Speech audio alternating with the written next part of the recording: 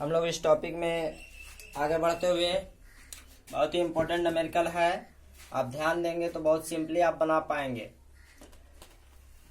कहता दो प्रतिरोधक कुंडली ए तथा बी। प्रतिरोधक यानी दो प्रतिरोध हैं, यानी विद्युत धारा का विरोध करने वाले हैं, जैसे बल्ब है, ट्रांजिस्टर है, टीवी है।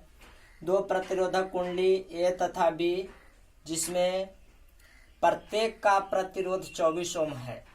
दो गो आपको प्रतिरोध दिया गया है, मान सकते हैं आप R1 बराबर भी 24 ओम है और R2 बराबर भी आपको 24 ओम है। को तीन स्थिति पृथक पृथक श्रेणी क्रम एवं समानांतर क्रम में संयोजित किया जाता है। देखिए, तीन स्थिति में पहले अलग अलग, फिर श्रेणी क्रम और समांतर क्रम में संयोजित किया जाता है। यदि विद्युत स्रोत आपको 220 वोल्ट हो तो प्रत्येक स्थिति में प्रवाहित विद्युत धारा का मान क्या है? आपको E बराबर कितना दे दिया है? 220 वोल्ट। क्या दिया गया है? 220 वोल्ट। तो आपसे पूछा है कि प्रत्येक स्थिति में उसका प्रत्येक स्थिति में प्रवाहित विद्युत धारा का मान क्या है। तो हम लोग वेरी सिंपल इसको से निकाल सकते हैं कि विभव का यानी V का मान भी हमको 220 वोल्ट विभव दे दिया गया है। विद्युत स्रोत यानी विद्युत वाहक बल यानी V भी हम लोग इसको कह सकते हैं कि 220 वोल्ट है। तो पहले क्या करना है कि देखिए, चित्र के प्रश्न के अनुसार हम लोग पृथक पृथक, मान लीजिए यहाँ हमने R1 को जोड़ दिया, ठीक है, R1 को जोड़ दिया इस 24 वोल्ट के बैटरी से, 24 वोल्ट के। R2 को हमने अलग जोड़ दिया, यह भी 24 वोल्ट के है। कितना? 24 वोल्ट यह भी है R2। अब सोचिए, यह 220 वोल्ट है, विभव 220 वोल्ट, और यह भी 220 वोल्ट, और यहाँ 24 और यह भी 24। तो हम कोई से अगर निकालेंगे यहाँ विद्युत धारा V बराबर I निकाल के तो मान निकल जाएगा, बिल्कुल निकल जाएगा। अब इन दोनों को श्रेणी क्रम में जोड़िए। देखिए, इस तरह से, इस तरह से। अब इस तरह से श्रेणी क्रम में जोड़ना है और अपर भी उतना ही रहेगा। यहाँ 24 ओम, 24 ओम, यहाँ 220 वोल्ट। फिर इसको किस क्रम में जोड़ना है? समानांतर क्रम में। यानी कहने का तात्पर्य ऐसे ऐसे इस तरह से हम लोग को जोड़ना है। समांतर ऐसे ही ना जुड़ता है। यह भी 24 और एक बैटरी लगा दीजिए जो 220 वोल्ट का विद्युत धारा दे रहा है। तो आप चित्र भी इसके अनुसार बना सकते हैं। इसका अलग अलग के लिए यह चित्र होगा, श्रेणी क्रम के लिए यह होगा, समांतर क्रम के लिए यह होगा। तो पहले हम लोग पृथक पृथक के लिए बनाएंगे, तब सॉल्यूशन में पृथक पृथक में जाएगा। पृथक धारा में पृथक धारा, पृथक संयोजन में धारा क्या होगा? संयोजन में धारा, अगर धारा V बराबर IR से चलिएगा, V बराबर IR से, तो I बराबर आपको क्या होगा? V बाई R होगा। इसलिए I बराबर होगा आपको V अपॉन R। V आपको कितना दिया है? 220 और R का मान आपको कितना है? 24। अब आप कोई भी निकालिएगा तो बराबर होगा, तो आप यहाँ से काट सकते हैं। तो 4 पचे 4 छः, आप इसको काट दीजिए। तो 4 छः 24, 4 पचे के 20, 4 पचे के 20, 2 0, 4 पचे के 20, यानी आपको आ जाएगा कितना? इसलिए 55/6 एम्पियर आएगा। अलग अलग होगा तब। अब श्रेणी क्रम में बनाने के लिए पहले हमको समतुल्य प्रतिरोध बनाना होगा। तो फिर श्रेणी क्रम के लिए चलेंगे। श्रेणी क्रम में चलिएगा तो पहले समतुल्य प्रतिरोध आपको बनाना होगा। RS बराबर 24 ओम प्लस 24 ओम, 24 ओम और 24 ओम चलेंगे तो 48 ओम होगा। और यहाँ से हम लोग निकालेंगे समतुल्य प्रतिरोध, जब 48 ओम है हमारा, और फिर भी यहाँ से जो विभव का मान है वह 220 वोल्ट ही होगा। फिर आगे चलेंगे तो इसमें हम लोग निकालेंगे, इसमें I बराबर निकालेंगे।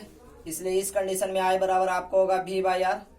तो V बाई R के जगह पर RS चलेगा, तो V के जगह पर आपको पुनः 220 ही होगा, और R के जगह पर क्या होगा? 48 होगा। तो आप इसको भी काट लेंगे। तो आप उसी तरह से काट सकते हो इसको।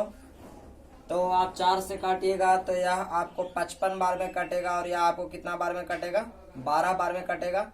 इतना एम्पियर जितना भी आएगा आप दशमलव में मान निकाल सकते हैं, ठीक है। फिर अगर हम लोग समानांतर क्रम में चलेंगे तो शायद आप चित्र जरूर समझ पाए होंगे। तो समांतर क्रम में चलेंगे तो 1/RP पहले हम लोग को बनाना होगा। तो 1/24 प्लस 1/24 करेंगे तो इस तरह से होगा आपको 24, 1 + 1 2/24 यानी 1/12 होगा। तो इसलिए RP बराबर ऊपर जाके क्या हो जाएगा 12। 9 समांतर क्रम में जब बनाएंगे तो समांतर क्रम में I बराबर आपको आ जाएगा V/R। तो V फिर कितना हमको है 220 बटा कितना हो जाएगा R।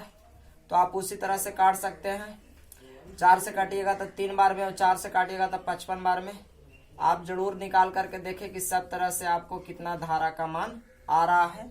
आप पाइएगा कि देखिए आप इनमें अलग अलग संबंध पाइएगा। अब आप सोचिए श्रेणी क्रम में संयोजन में होगा तो यहाँ 12 से सबसे छोटा मान आएगा, समांतर क्रम में होगा तो थोड़ा ज्यादा अधिक आएगा और अलग अलग होगा तो थोड़ा और कम अधिक मान आएगा।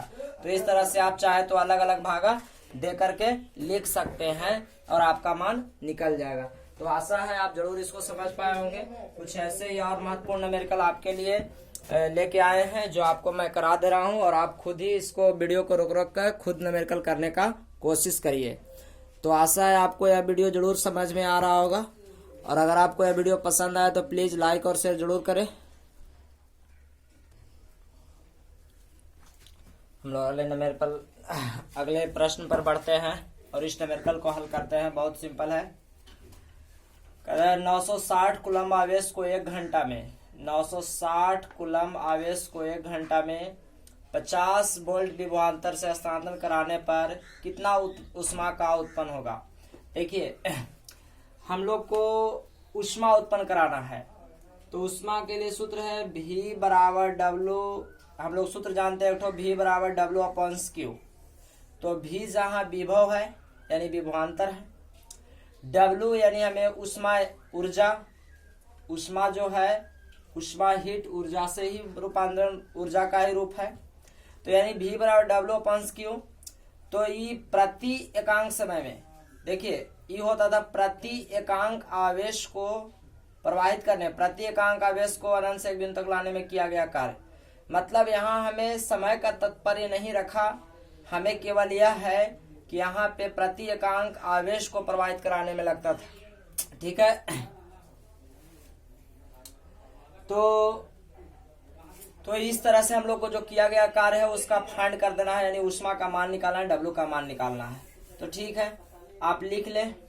आपको क्या दिया गया है, गिवन है आपको आवेश Q बराबर 960 कूलम देल है, आपको V बराबर देल है 50 वोल्ट और आपसे पूछ रहा है ऊष्मा W का मान।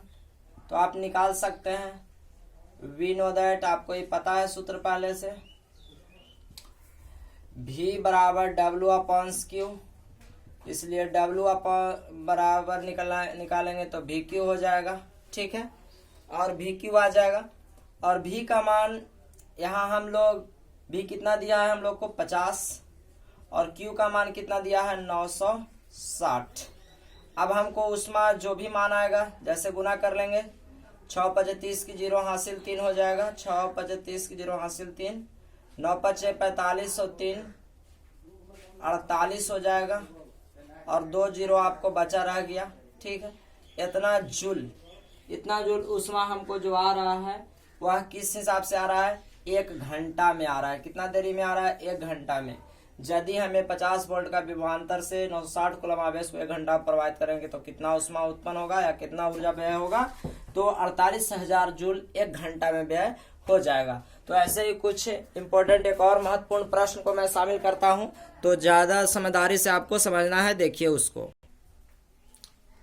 हम लोग का अगला प्रश्न है, एक विद्युत हीटर 110 वोल्ट के स्रोत से, एक विद्युत हीटर 110 वोल्ट के विद्युत स्रोत से, मतलब 110 वोल्ट विभव का मान दिया गया है, V का मान, स्रोत से 20 एम्पियर की धारा लेता है। कितना एम्पियर की धारा लेता है? 20 एम्पियर की धारा लेता है। और यदि यह प्रतिदिन इसका 5 घंटा उपयोग किया जाए, धारा लेता है, यदि प्रतिदिन इसका 5 घंटा उपयोग किया